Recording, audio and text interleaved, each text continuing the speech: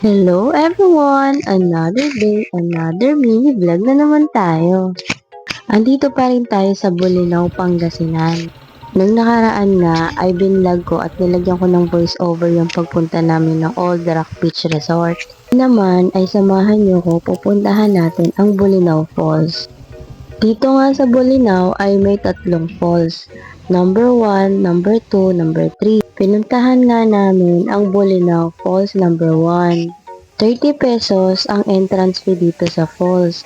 Nagbayad din kami ng parking is 10 pesos. Pagpunta nga namin dito ay marami na rin mga taong nagsaswimming. Yung life vest nila, pwede kang magrenta 50 pesos. Sobrang lamig na ng tubig dyan sa falls na parang ayaw mo mag-swimming. Pero pag lumublob ka na, okay na. Na parang ayaw mo na nga umahon kasi ang sarap sa pakiramdam ng tubig. At dahil nga hindi ako marunong lumangoy, sinuotan muna ako ng asawa ko ng life vest. Siniguro talaga niya na mahigpit yung pagkakatali ng life vest. Kami nga yung mag-asawang mahilig mag-swimming pero hindi marunong lumangoy. Yung asawa ko nga daw muna ang magsuswimming para may magbibideo sa kanya.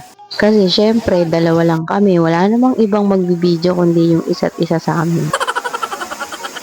Pag pumunta nga kayo dito sa Bolinao, ay marami na rin kayong mapupuntahan dahil magkakalapit lang ang tourist spot nila.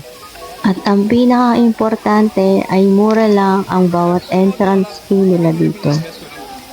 Dahan-dahan nga lang akong maglakad dahil mababato at masakit sa paa.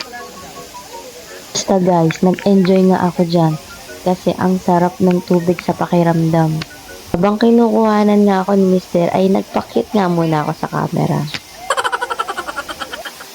Saglit nga lang kami dyan guys dahil pupunta pa kami ng lighthouse. Next na pupuntahan namin ay ang lighthouse. Sa next vlog, yun naman ang isi-share ko sa inyo. Yun lang guys. Thank you for watching. Babush!